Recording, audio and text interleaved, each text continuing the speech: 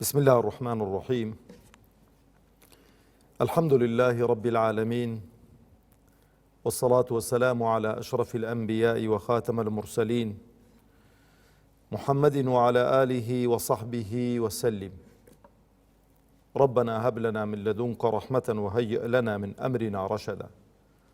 ربنا أرنا الحق حقا وارزقنا اتباعه، وأرنا الباطل باطلا وارزقنا اجتنابه. ربنا اغفر لنا ذنوبنا وإسرافنا في أمرنا، وثبت أقدامنا وانصرنا على القوم الكافرين. آمين. برایانی بەڕێز و خۆشەویست، مسلمانانی ئازیز، سەلام و ڕەحمەتی خوای پەروەردگار بڕژێ بەسەر هەموو لایەکماندا. خوای پەروەردگار عاقبەت خێرمان بکە، سەربەرز و سەرفرازی دنیا و قیامەتمان بکە، بە مسلمانی بمان ژێنێ، بە مسلمانی بمان مرێنێ، بە مسلمانی زیندیمان بکاتەوە.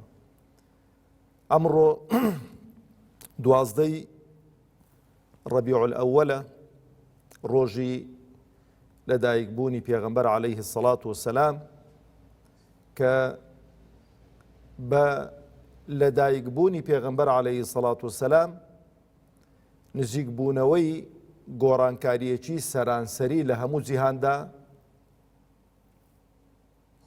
نزیک بووەوە، و ئەو وعد و بەڵێنانەی کە پێغەمبەرانی پێشی بە ئومەتەکانی خۆیان دابوون هاتە دی، کە ئەویش بە لەدایکبوونی پێغەمبەر بۆ عەلەیهی السەڵات وەسەلام، و لەدایکبوونی پێغەمبەری خوا عەلەیهی السەڵات وەسەلام کۆتایی ڕیسالات و کۆتایی پێغەمبەرایەتی لەسەر ڕووی زەوی کۆتایی پێهێنرا. لەبەرەوە خەڵکانێک کە ئەهلی کتاب بوون و شارەزا بوون، چ لە دەسەڵات و چ لە کەنیسە و دێرەکان چاوەڕێی هاتنی پێغەمبەریان دەکرد عەلەیهی السەڵات وەسەلام، بەڵام نەیان دەزانی ئەو پێغەمبەرە عەلەیهی السەڵات وەسەلام لە چه قەومێک، لە چه تائیفەیەک، لە چه عەشرەتێک، لە چه مەنتقە و بوقعەیەکی جوغرافی، هەندێکیان مەنتقە و بوقعەی جوغرافیشان ئەوەندە عالم و شارەزا بوون دیاری کردبوو. دەیانزانی کە لە مەککەی بەوەلد دەبێت، و دەیانزانی کە بەوەلدبوونی پێغەمبەری خوا عەلەیهی السەڵات وەسەلام و شوێنی ئیستیقراری کە تێیدا ئیستیقرار دەکا لە مەدینەی، ئەوێن دەرێشیان دەزانی بە دەلیلی ئەو عالمەی کە نسحەتی سەلمانی فارسی دەکات، دەڵێ بڕۆ ئەو شوێنەی کە دارخورمای لێن، ئەلێوێن دەرێ دەردەکەوێت ئەو محەممەدە عەلەیهی السەڵات وەسەلام، ئەو پێغەمبەرە. لەبەرەوە خۆشەویستانم،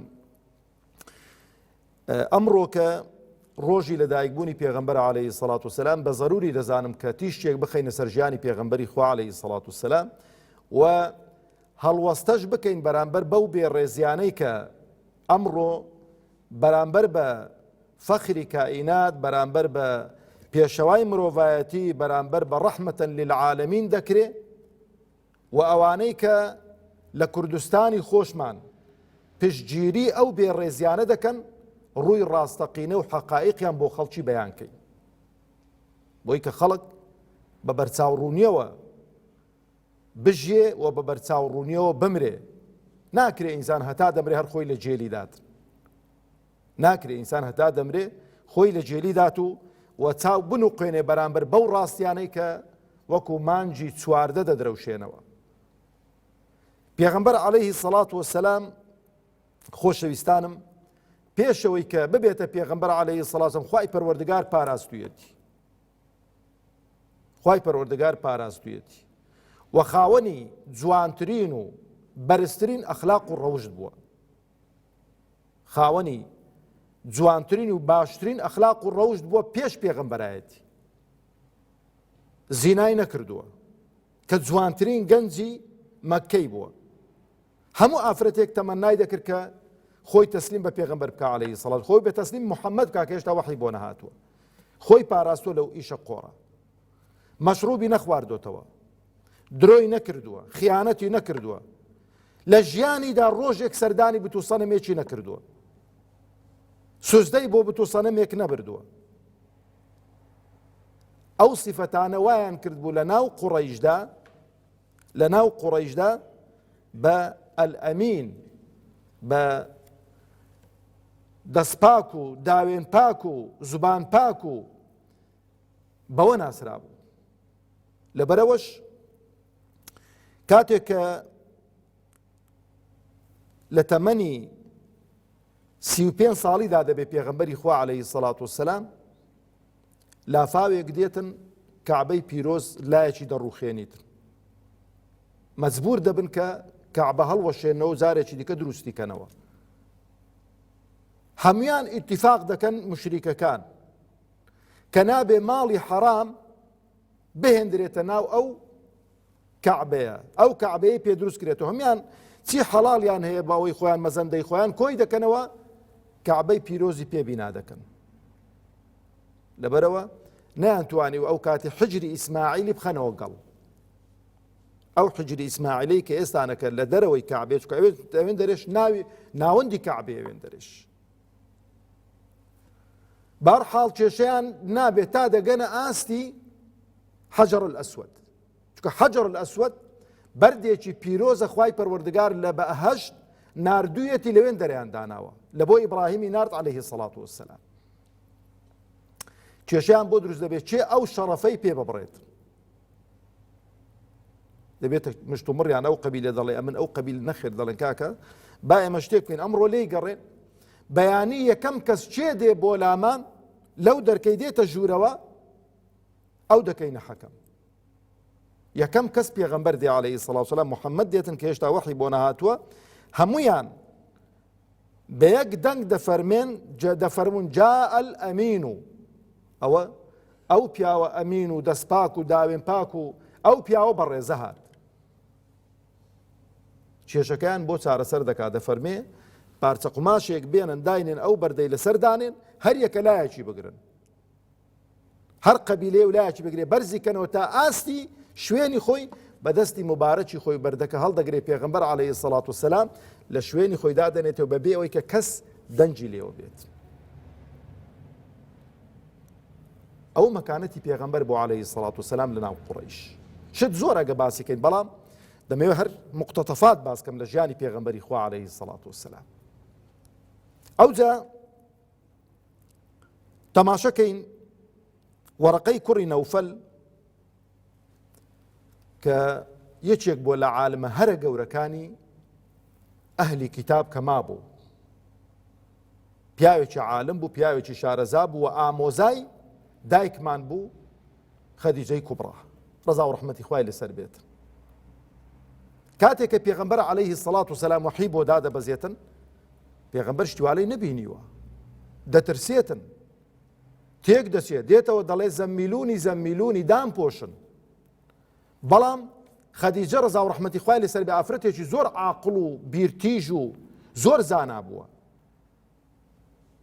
دەچێتن لە دەوری کەعبە وەرەقەی ئامۆزای دەبینیتن، دەفەرمێ ئەی ئامۆزا محەممەدی برازات شتێکی ئاوای بینیوە فەرمووی بیهینە لام، دەیباتە لای وەرەقەی کوڕی نەوفەل، دەفەرمێ ئەی برازام چت بینیوە بۆم باسکە، کە بۆی باز دەکاتن دەفەرمێ مەترسە ئەوە ناموسە. ناموس بە زمانی وان یعنی چی؟ یعنی جوبریلە، مەلەکی مەلایکەتی پەیامهێنەرە لەلایەن خوای پەروەردگارەوە تەبارەک و تەعالا. بەڵام مەبەستم لێرانە یەک قسەی ئەوە، جارێ پێشەوەی کە ئیعلانیکە، پێشەوەی کە خەدیجەش ڕەزا و ڕەحمەتی خوای لەسەر بێ ئیعلان کاتن کە بڵێ ئەشهەدو ئەن لا ئیلاهە ئیلا الله وەشهەدو ئەنە محەممەدە ڕەسوول الله، وەرەقەی کوڕی نەوفەل پێی دەفەرمێتن کە تۆ پێغەمبەری خوای، مەترسە. بەڵام شتێکی زۆر عەجایبی پێ دەفەرمێ یا لەیتەنی فیها جەذعە، خۆزیا برازاکەم ئەو کاتەی ئەمن کە ئیعلانی بانگەوازی خۆت دەکەی خۆزیا گەنج بام تاقە و توانام هەبایە، دەفەرمێ لەیتەنی ئەکون حەیەن ئذ یوخریجوکە قەومک، خۆزیا زیندوو بام ئەو ڕۆژەی کە قەومەکەی تۆ دەرت دەکەن لەو شارەی ناتهێڵن هێشتا هیچ ڕووی نەداوەخۆ بەس پیاوی عاقڵ و ژیر ئەزانێ کە ئەگە تۆ باسی خۆی بۆ بکەی باسی نیەت و مەبەستەکانی خۆتی بۆ بکەی ئەو دەزانێ نەتیجەکەت پێ دەڵێت لەبەرەوە دەفەرمێتن فقال رسول الله صلى الله عليه وسلم أو مخرجيهم ضل درم دكن قال نعم تي بەڵێ دەرت دەکەن بۆ دەرت دەکەن لم يأتي رجل قط بمثل ما جئت به إلا عودية وإن يدركني يومك أنصرك نصرا مؤزرا دەڵێ محەممەد هیچ پێغەمبەرێک نەهاتووە دەشفەرمێ لم يأتي رجل هیچ پیاوێک نەهاتووە طبعا پێغەمبەران عەلەیهیمو الصەلاة وەسەلام هەمووی لە سنفی پیاوان بوون ئیلا دژمنایەتی کراوە و ئەگەر لەو ڕۆژەیدا بمێنم جا ببینە چۆن سەرت دەخەم چۆن دیفاعت لێ دەکەم بەڵام قەدەری خوای گەورە وەفاتی کرد وەڕەقەی کوڕی نەوفەل لێرانە هەڵوەستەیەکی زۆر گرنگ زانایان ڕەحمەتی خوایان لێبێ هێناویانە لەسەر ئەو قسەی وەڕەقەی کوڕی نەوفەل طبعا زاڵم مستەمکار تاغوت و ملهوڕەکان دژمنی ئەوانە نین کە ساڵحن بۆ خۆیان لە مزگەوتدا خەریکی عیبادەت و خواپەرستی خەریکی تەسبیحاتن خەریکی مەولودن خەریکی قوربانین خەریکی حەج و عومڕەن ڕیشیان ئەلێرانەیە بەس خەریکی زکر و ویرد و پێنج فەرزە لە مزگەوتن دەرکەی مزگەوتەکان قەپات ناکەن قەت دژمنایەتی ئەوانە ناکەن ئەدی دژمنایەتی چێ دەکەن دژمنایەتی ئەوانە دەکەن کە مصلیحن کە چاکسازی دەکەن کە دەڵێن ئەوەت غەڵەتە ئەوەت غەڵەتە کە دەڵێن ئەوە دروست نییە ئەوە حەرامە کە دەڵێن ئەوە ناشێ ئەوە بەو شێوە نابێ کە دەڵێ ئەوە زوڵم و ستەمە ئەوە خوێنی میلەتە ئەوە ماڵی میلەتە دژمنایەتی ئەوانە دەکەن لەبەرەوەش دەفەرمون لم يأتي رجل قط بمثل ما جئت به إلا عودي فمعنى هذا أنه لن يأتي داعية يدعو إلى الخير وإلى طريق الصلاح إلا وسيجد مقاومة من أصحاب المصالح ومن أهل الدنيا بشكل عام طل بروا لدواي بيغمبريش عليه الصلاة والسلام هر كسي كبيتن داعي راستقين به ربازي بيغمبري براستقين عليه الصلاة والسلام قربية بر دینی ڕاستەقینەی خوا بە خەڵکی ڕابگەیەنێتن ئیلا ئەوانەی کە بەرژەوەندی شخصی خۆیان لە فەساد و بەدڕەوشتی و بەدئەخلاقی و بێدینیدا دەبینەوە ئەوانەی کە هەتا تەوقی سەریان نغڕۆ بوون لە زوڵم و ستەم ئەوانەی کە نغڕۆ بوون لە ڕیبا و ڕیباکاری ئەوانەی کە نغڕۆ بوون لە بەدڕەوشتیدا ئیلا دژمنایەتی ئەو داعی و بانگخوازانە دەکەن کە داعی و بانگخوازی ڕاستەقینە لەبەرەوە هەر عالمێکتان بینی کە لە دەرچی زاڵم و ستەمکاراندا بوو لە دەرچی زاڵم و ستەمکاراندا کەوتبوو و زاڵم و ستەمکار لەگەڵ خۆی دەیانجێڕن بۆ ئەو دەرک و ئەو دەرک و بۆ ئەو کۆڕ و ئەو کۆڕ بۆ ئەو سمینار و ئەو سمینار بۆی کە شەرعیەتیان پێ پەیدا بکەن علامەتێکی ئیستیفهامیان لەسەردا بنێن کە لە ڕێبازی ڕاستەقینەی پێغەمبەر عەلەیهی سەڵاو وسەلام لایان داوە خۆیان حازرکەن بۆ ڕۆژی حەشر و حیساب چکۆ دنیای کۆتایی دێت ئەوجا موقفێکی تر کە پێغەمبەر عەلەیهی سەڵاو وسەلام سیراع و ململانێ دەستی پێکردووە لەگەڵ قوڕەیش ئەو دەنگ و باسە دەگاتەوە یەکێک لە سەرکردە بەناوبانگەکانی ئەو کاتەی ڕۆم کە هێڕەقلە هێڕەقل هەم سەرکردەیەکی سیاسی و عەسکەری بوو و هەم پیاوێکی عالم و شارەزاش بوو بە دینی نەسڕانیەت و هەم شارەزاش بوو لە ئەستێرەناسی و لەوانە ینی پیاوێکی سادە نەبووە لەبەرەوەش ئاگاتان لێبێ وەڵڵا دائیمەن ئەوانەی کە عالم و شارەزا و ئەوانەی کە بەرچاو ڕوونن شایەدی بە حەقیان بۆ محەممەد المستەفا داوە عەلەیهی سەڵات وەسەلام بەس ئەوانەی گەمژە و گەندەڵ و هیچ لە باراندا نەبوو داوێن پیس و ئەمسالی ماکرۆن و ئەوانەی کە تەئیدی ماکرۆنیش دەکەن دژمنایەتی پێغەمبەری خوا دەکەن عەلەیهی سەڵات وەسەلام چونکە نەیان ناسیوە هەر کەسێک پێغەمبەر بناسێ عەلەیهی سەڵات وسەلام زبانی ناگرێت کە بێ ڕێزێک بەرامبەر بە پێغەمبەر بکە عەلەیهی سەڵات وسەلام، موسڵمانیش نەبێت. ئەو جا خۆشەویستانم بابەتەکە هێڕەقل دەزانێتن کە ئەو پێغەمبەرە عەلەیهی سەڵات وسەلام نزیک بۆ تۆ کە بەوەلد بوو بێ، و نیشانەکەشی دەزانێت دەڵێ لە ناو قەومێکدا بەوەلد دەبێ کە سنەت خەتان، یعنی خۆیان سنەت دەکەن، چونکە هەموو خەڵک خۆی سنەت نەکردووە ئەو کاتەی. پرسیوێتی لە ڕاوێژکارەکانی لەو خەڵکەی ئەمڕۆ سەر زەوی لەو چونکە ئەوان خۆیان سنەت نەکردووە، نەسڕانی بوون، پرسیوێتی چێ خۆ سنەت دەکات لەو قەومانە لەو ئەتباعی ئەو دینانە؟ پێیان گوتە جوولەکەکان خۆیان سنەت دەکەن. وتی نە، ئەو محەممەدە عەلەیهی سەڵات وسەلام ئەو نێردراوە ئەو پێغەمبەرە لە ناو جوولەکەدا نییە. کە خەبەری پێغەمبەری پێدەگا عەلەیهی سەڵات وسەلام قاسیدێک دەنێریتم لە بۆ مەککەی، دەڵێ بڕۆن تەماشا بکەن بزانن داخۆ سنەت کراوە. دەپرسن لە عەرەبەکان، دەڵێن بەڵێ ئێمە خۆمان سنەت دەکەین. ئەو جا دەزانێت کە پێغەمبەری خوایە عەلەیهی سەڵات وسەلام. ئەبوو سوفیان کە قافڵەیەک دێتن بۆ شام لە دویان دەنێریتن، دەڵێ بڕۆن بزانن خەڵکی مەکەی چی هاتوون، چێ لە هەمان نزیکترە لە محەممەد عەلەیهی سەڵات وسەلام، بۆم بێنن لە مەجلیس باندێک پرسیاری لێ بکەم.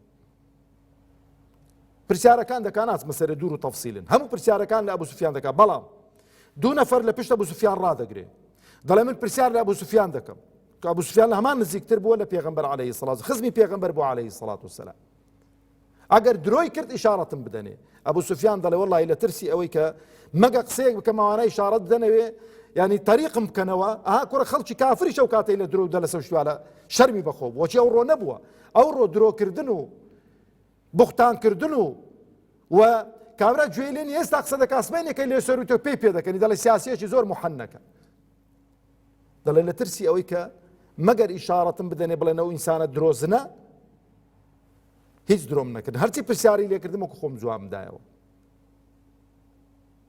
پرسیارەکان زۆرن کە تەواو بوو، ئەویش هێڕەقل حجە و هۆکاری پرسیارەکانی خۆی بۆ ئەو سوفیان شیکردنەوە، کە پرسیارم لێ کردی ئەوە چۆنە، مەبەستم ئەوە بوو، کە ئەوە چۆنە، ئەوە ئاوا بوو، تی وەڵڵا ئەوەی کە تۆ دەیڵێی ئەگەر ڕاستکەی، ئەگەر وابێ ئەو شوێن پێی من دەگرێتن ئەو محەممەدە عەلەیهی سەڵات وسەلام. مەبەستم یەک شتە لێرانە بێڵێم، هێڕەقل نامەیەک بۆ ڕەفیقێکی دەنێریتن کە وەکو خۆی عالم و شارەزا بووە، هەر لە ناو ڕۆمەکاندا بووە کە لە ڕۆمیە ئەویش دەسەڵاتدار بووە. دەڵێ ئەو وەزع ئاوان ئەتۆ ڕئیسێ دەڵێ وەڵا هەمان ئەو پێغەمبەرەیە عەلەیهی سەڵات وسەلام کە لە کتابەکانی ئێمەدا ئیشارەی پێکراوە، و پێغەمبەری دوایین پێغەمبەرە و ئومەتی ویش دوایین ئومەتە.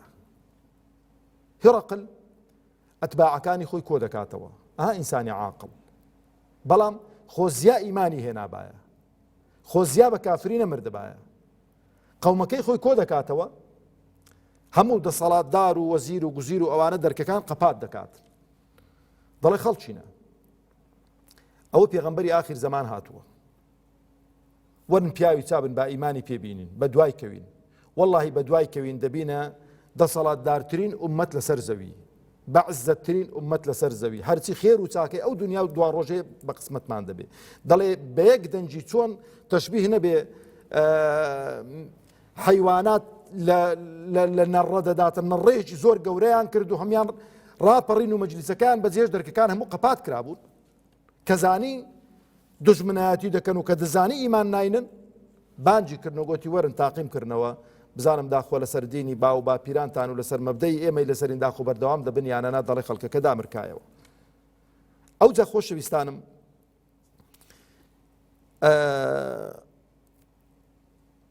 دێمە سەر کاتبەکانی ئەمڕۆ، دوایە دێمە سەر پێگەی پێغەمبەری خوا عەلەیهی سەڵات وسەلام لەلایەن خوای پەروەردگارەوە تەبارەک و تەعالا. کابرایەکی ئەمریکی کە عالمی فەلەکیە و ئیش دەکا لە هەیئەی فەضای ئەمریکی، پیاوێکی سادە نییە، هەستا کتابێکی تەئلیف کرد کە کتابەکە بە ناوی ئەو 100 شخصیەتەی کە گۆڕانکاریان لە جیهاندا دروست کرد، ماوەکی زۆر پێوە سەرقاڵ بوو کە ناوی مایکل هارت. ئەلەو سەردەمەی خۆمان ئێستاش لە ژیان داماوە، مسلمان نییە، بەڵام پیاوێکی عالم و شارەزایە و ئەمریکیشە. پاشەوەی کە کتابەکە تەواو بوو، حەفلەیەکی زۆر گەورەیان بۆ کرد. هەموو چاوەڕێ بوون دەبێت چێ بێ یەکەم کەس گەورەترین شەخصیەت لە مێژوودا کە ناوی محەممەد المستەفا هێنا عەلەیهی سەڵات وسەلام، چۆن بۆمبێکی گەورە لەو قاعەی بتەقێنیەوە ئاوا بوو. بەڵام هەندێک قسەی کردن خەڵکەکەی هەموو هێور کردەوە، تی خەڵچینە. ئەو محەممەدە عەلەیهی سەڵات وسەلام ئەگەر پێغەمبەری خوا نەبوو بێ، نێردراوی خوا نەبوو بێ، معقولە ئەگەر خەڵک پەرژینێکی قایم بێ لە پێغەمبەر عەلەیهی سەڵات وسەلام بڵێن کاهین بۆیان، درۆزن بۆیان، هەر شتێکی دیکە بووە، معقولە درۆیەک 1400 و قسوور ساڵ خۆ بکاتن؟ معقولە کابراایەکە گەر چەواشەکاری لەسەر خەڵکدا کرد بێ، ئەو چەواشەکاری 1400 و قسوور ساڵ بەردەوام بێ لەسەر ئەو هەموو خەڵکی کە لە ملیارێک خەڵک تێپەڕیوە، ئەنواع و ئەشکال خەڵکی ڕۆشنبیر و خەڵکی مسەقەف و خەڵکی بەتوانا لەو ئومەتەیدا هەیە. زۆر حجە و بەڵگەی بۆیە خەڵکەکە بێدەنگ بوون. ئەو کتابە چەند جار دەستکاری کراوە، بۆ خۆی پێداچوونەوەی کردووە، پێداچوونەوەی کردووە، پاش و پێشی لە ناوەکاندا دروست کردووە، پاش و پێشی لە ناوەکاندا دروست کردووە. ئەو پاش و پێشەی کە لە ناوەکانیدا دروست کردووە، بەڵام چەند جار دەستکاری کردووە ناوی پێغەمبەر عەلەیهی سەڵات وسەلام هەروەکو خۆی ماوەتۆ لە یەکەم لە ڕیزبەندی یەکەم. شت زۆرە باسیکەین لەسەر پێغەمبەری خوا عەلەیهی سەڵات وسەلام، بەڵام ئیکتیفا بەوەندە دەکەم. دێمە سەر پێگەی پێغەمبەری خوا عەلەیهی سەڵات وسەلام کە خوای پەروەردگار تەبارەک و تەعالا خۆشەویستانم ئەو مەحەبەت و ڕێز و تەقدیرەی کە بۆ پێغەمبەری بووە عەلەیهی سەڵات وسەلام بۆ هیچ ئینسانێک و بۆ هیچ مەخلوقێکی دیکەی نەیبووە. پێغەمبەر دەفەرمێ عەلەیهی سەڵات وسەلام چۆن خوای پەروەردگار ئیبراهیمی بە خەلیل هەڵبژاردووە، ئەمیش خەلیلی خوا، خۆشەویستی خوا. تاکە پێغەمبەرێکە عەلەیهی سەڵات وسەلام خوای پەروەردگار وەکو موعجیزە لە دنیا بەرزی کاتەوە و سەفەری پێ بکات و ئیسرا و میعراجی پێ بکات و هەموو شتەکانی پیشاندات و بینیتۆ سەرجەی خۆی، تاکە پێغەمبەرێکە عەلەیهی سەڵات وسەلام. و پێغەمبەر عەلەیهی سەڵات وسەلام خوای پەروەردگار سوێندی بە کۆمەڵە شتێک خواردووە. تەبەن سوێند خواردن بە غەیری خوا شیرکە، ئینسانی ئیماندار نابێ سوێند بە غەیری خوا بخواتن، بەڵام خوای پەروەردگار بە هەر شتێکی دیکە بە مەخلوقاتی خۆی سوێن دەخوات. سوێندی بە زۆر شت خۆی یەکێک لەوانە و ئەو شتانی کە سوێندێکی پێ خواردوون گرنگی و ماهیەت و گرنگی ئەو شتە دەردەخاتن. سوێندی بە تەمەنی پێغەمبەر خواردووە عەلەیهی سەڵات وسەلام، بەو 63 ساڵیەی پێغەمبەری خوا عەلەیهی سەڵات وسەلام. لەعەمڕوکە سوێند بە تەمەنی تۆ ئەی محەممەد المستەفا عەلەیهی سەڵات وسەلام، ڕوح و گیانمان بە قوربانی بێت. لەعەمڕوکە إنهم لفي سكرتهم يعمهون. ئەو جا پێغەمبەری خوا عەلەیهی سەڵات وسەلام وەکو گوتم کە چۆن لە پێش پێغەمبەرایەتی خاوەن جوانترین و باشترین ئەخلاق و ڕەوشت بوو، لە دوای پێغەمبەرایەتی ئەو ئەخلاق و ڕەوشتەی چەند بوو دەقاتی دیکەی هاتە سەر. لەبەرەوە خوای پەروەردگار دەفەرمێ وئینەکە لەعەلا خولوق عەظیم، خوایەکی باڵا دەست، خوایەکی گەورە و عەظیم تەسکیەی ئەخلاقی پێغەمبەر دەکا عەلەیهی سەڵات وسەلام. بەڕاستیەوە خاوەن ئەخلاق و ڕەوشتێکی زۆر بەرزی. جاکە گوترا خاوەن ئەخلاق و ڕەوشتێکی زۆر بەرزی، هەموو سنفەکانی ئەخلاق و ڕەوشت و حەرەکات و سەکەنات و هەموو شتێکی دەگرێتەوە. نەقوستانیەک نەبووە لە پێغەمبەری خوادا عەلەیهی سەڵات وسەلام بڵێ خۆزیە ئەوە ئاوانە بایە. وئینەکە لەعەلا خولوق عەظیم. برا بەڕێزەکانم، ئەو جا خوای پەروەردگار تەبارەک و تەعالا ئەو محەممەد المستەفای عەلەیهی سەڵات وسەلام بە ڕەحمەت بۆ خەڵکی ناردووە، بۆ سەرزەوی ناردووە، بۆ دار و بەر ناردووە، بۆ حەیوانات ناردووە. وما أرسلناك إلا رحمة للعالمين. والله رحمت بۆ سەرزەوی هەتا پێغەمبەری خوا عەلەیهی سەڵات وسەلام لە سەرزەویدا بۆ ڕەحمەت بوو و ئێستاش پێغەمبەری خوا بەو ڕەحمەتەی خۆی ماوەتەوە بە سونەتە زیندوەکانی لەناو ئێمەدا. تەماشای هەڵسوکەوتی پێغەمبەرکەی لەگەڵ نەیارانی لەگەڵ دوژمنانی زۆر ڕەحم و بەزەیەکەی زاڵ بوو بەسەر ئینتیقامەکەیدا حتا بۆ حەیوانات. تەسەوڕکەن جەیشێکی مدەجەج جەیشێکی کە بەڕێکەوتۆ بۆ غەزا پێغەمبەری خوا عەلەیهی سەڵات وسەلام ئەو جەیشە ڕادەگری لە بەرخاتری چی لێپرسینەوەیان لەگەڵ دەکات. دەزانن لە بەرخاتری چی لە سەحیحدا هاتووە لە فەرمودەیەکی ساحیحدا لە بەرخاتری فەرخە چۆلەکەیەکی بێچوە چۆلەکەیەکی دایکێک یەکێک لە سەحابان هێلانەیەک دەبینەوە چۆلەکەی تێدانە بێچۆکان دەگرێت. ئەو دایکە دێتە خزمەت پێغەمبەری خوا بە دەورەی پێغەمبەری خوا دەسوڕێ عەلەیهی سەڵات وسەلام خۆی لە بەرقاچی پێغەمبەری خوا لە خۆڵێ وەردەدات. بە پێغەمبەر دەفەرمێ عەلەیهی سەڵات وسەلام ئەی پێغەمبەری خوا هاوڵەکانت بێچۆکانی منیان گرتووە. جەیشەکەی ڕادەگرێت دەڵێ چێ بێچووی ئەو تەیرەی هەڵگرتوون. سەحابەیەک دەڵێ منی پێغەمبەری خوا دەڵێ بڕۆ لە شوێنی خۆتی دانیەوە لە شوێنی خۆی دادەنێتەوە. ڕەحمەتە بۆ تەیر و تاشیش. سەحابەیەک سوێن دەخوا دەفەرمێ ڕۆژێک ڕۆیشتین کارمامزێک لە حەوشەیەکی سزن کرابوو دەهات و دەچوو گوانی پڕ بوون گواندێنی پڕ بوون لە شیر. دەڵێ کە چاوی بە پێغەمبەری خوا کەوت عەلەیهی سەڵات وسەلام پێغەمبەر لێی نزیک بووە عەلەیهی سەڵات وسەلام فەرمووی ئەی پێغەمبەری خوا ئەو کابرای منی ڕاو کردووم دوو بێچوشم هەن شیرخۆرن شیرەکانم لە گواندێندا ماونەوە زۆرم ئەزیەت دەدا ئەو شیرە ئەگەر ڕوخسەتی لێ وەربگری بچم بێچۆکانم شیر بدەم و بێمەوە وەعد بێ دێمەوەی پێغەمبەری خوا عەلەیهی سەڵات وسەلام. پێغەمبەری خوا بانجی ئەو پیاوەی دەکات دەفەرمی ئەو کارمامزەم پێ بفرۆشە. دەفەرمەی پێغەمبەری خوا پێشکەشی تۆ بێت نایفرۆشم بەس ئەوە پێشکەشی تۆم کرد. پێغەمبەر بەڕەڵای دەکا عەلەیهی سەڵات وسەلام کابرا سوێن دەخوا دەفەرمێ هەتا ئاوا بۆ هەر دەیگۆ ئەشهەد ئەن لا ئیلاهە ئیلا الله وئەنە محەممەدە ڕەسوول الله.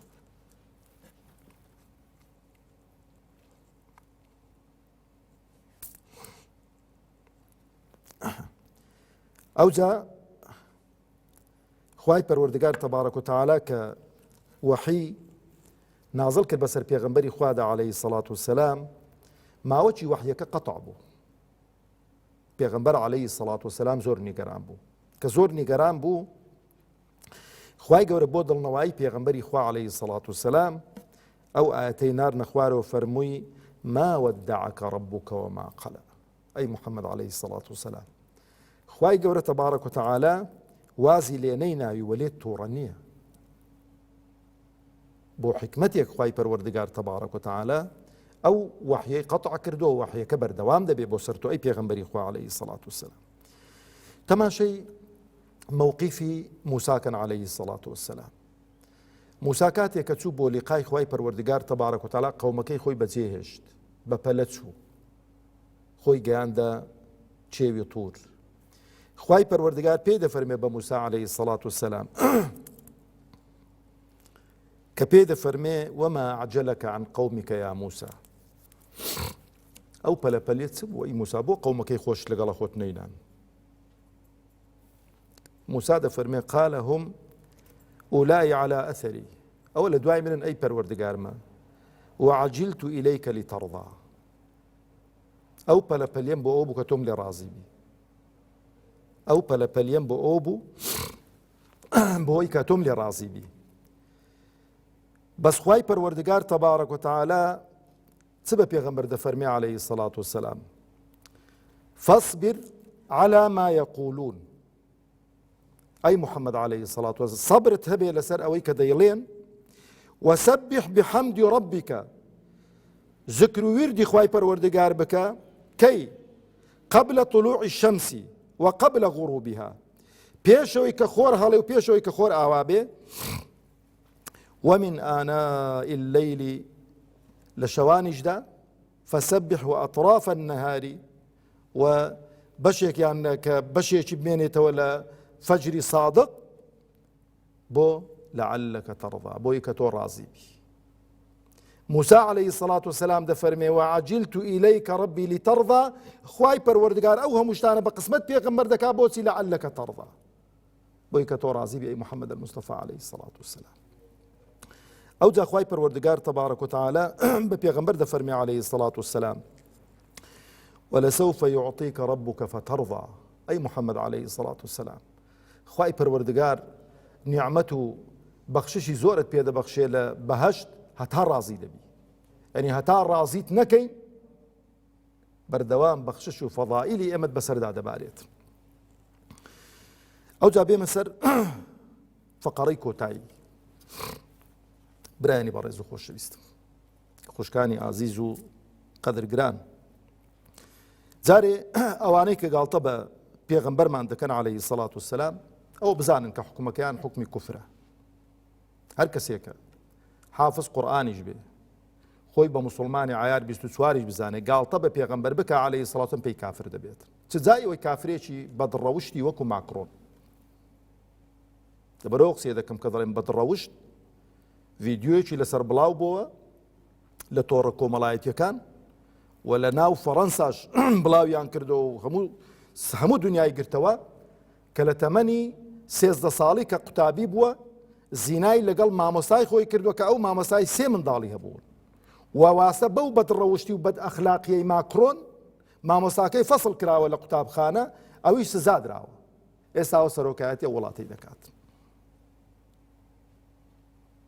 عتل بعد ذلك زنيم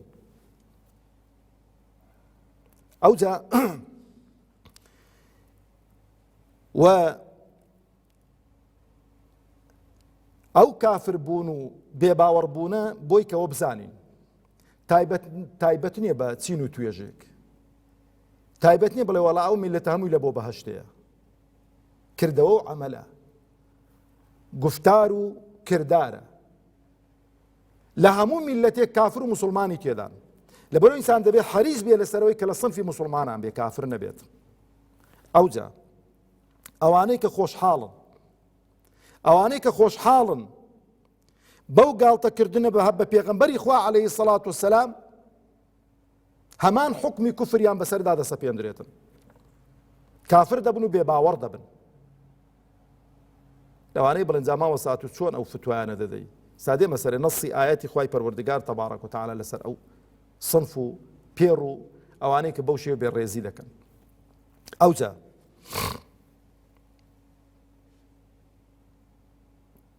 ئەوانەی کە ئەو کەناڵانەی کە بەرگری لە ئەو بەدڕەوشت و بێڕێزیەی کە ماکرۆن کردوویەتی بەرامبەر بە پێغەمبەری خوا عەلەیهی سەڵات وسەلام ئەو کەناڵە بەکرێ گیراوانەی کە لە هەرێمی کوردستان و لە غەیری هەرێمی کوردستانیشدا هەن بەرگری دەکەن لەو بەدڕەوشتی و بەد ئەخلاقیە و ئەو پەڕی بێڕێزیەی کە بەرامبەر بە پێغەمبەرمان کراوە عەلەیهی سەڵات وسەلام هەمان حوکمیان هەیە وەخوا زیاریشم مسلمانان ڕسوایان کەن و مسلمانان مقاتعەیان بکەن چۆن مقاتعەی شتومەکی فەڕەنسی پێویستە لەسەر هەموو لایەکمان مقاتعەکردنی ئەو کەناڵە فاسدانەش پێویستە بۆی کە جارێکی دیکە فێر نەبن گوایە بێڕێزی کراوە بەرامبەر بە پێغەمبەر گوایەتی با بخۆ کابرا حەیە عەلە سەڵا هاوار دەکاتن کاریکاتێرەکانی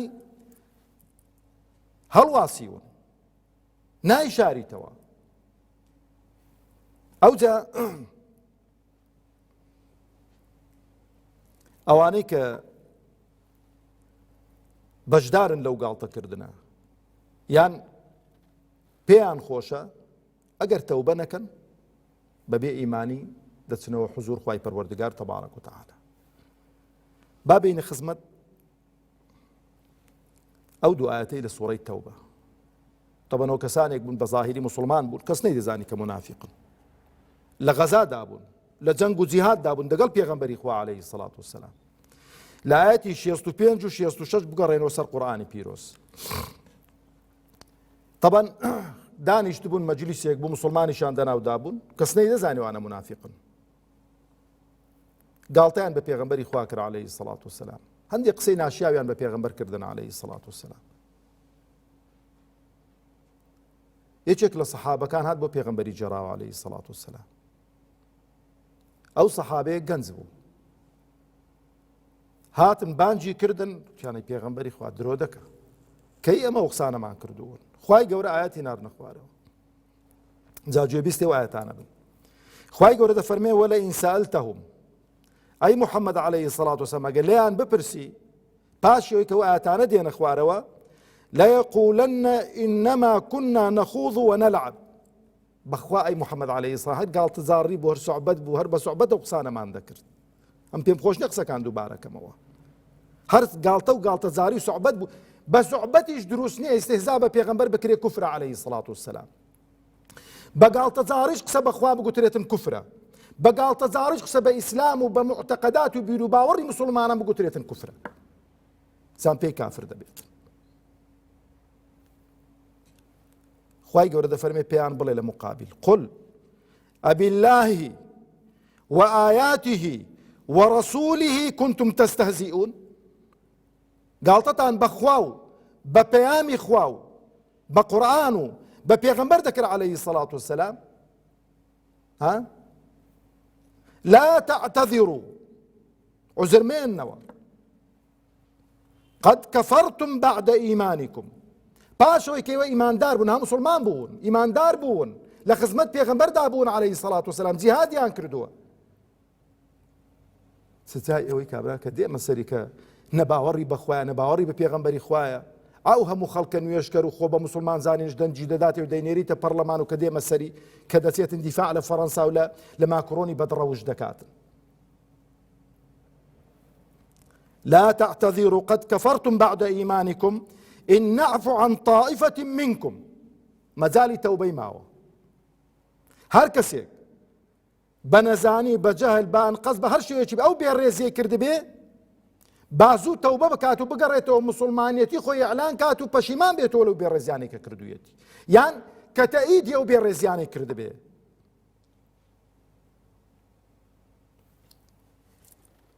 بەڵام کە تۆبە ناکە نعذب طائفة بأنهم كانوا مجرمين، ئەوانەی دیکە بە تونترین شێوە عەزاب دەدەین کە تاوانبار و مجریم و ستەمکار بوون. ئەوجا بێمە سەر خاڵی کۆتایی پەرلەمانی کوردستان. مووقیفێکمان لە 20 قسوور پەرلەمانتار بینی زۆر دڵمان پێخۆش کەوە نوێنەری ڕاستەقینەی میلەتێکی موسڵمان ئاوا دەبێت کە ئەو بێڕێزیان بینی بەرامبەر بە پێغەمبەرمان کراوە عەلەیهی سەڵات وسەلام لە وڵاتێکی وەکو فەڕەنسا ئەگە شەخصێکی عادیش بیکردبایە، خەڵکێکی دیکەش بیکردبایە، دەستگایەک بیکردبایە، دەمانگۆ کاکەوە سەرۆکایەتی و بەڵام سەرۆکی وڵاتەکە ئەوی شەی دەکات.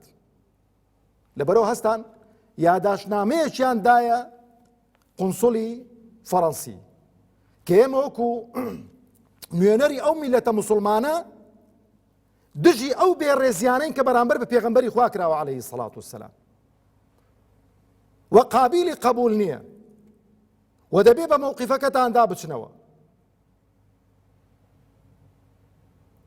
و ئەو 20 قسوور پەرلەمانتارە هەستاون بە جێبەجێکردنی ئەو مادە یاساییەی کە لە دەستوری عێراقدا هاتووە کە لە مادەی 372دا لە دەستوری عێراق کەمە سەر بە عێراقین ئێمە ویسمان دەوڵەتێک دروستکەین بەڵام چروکی کرد،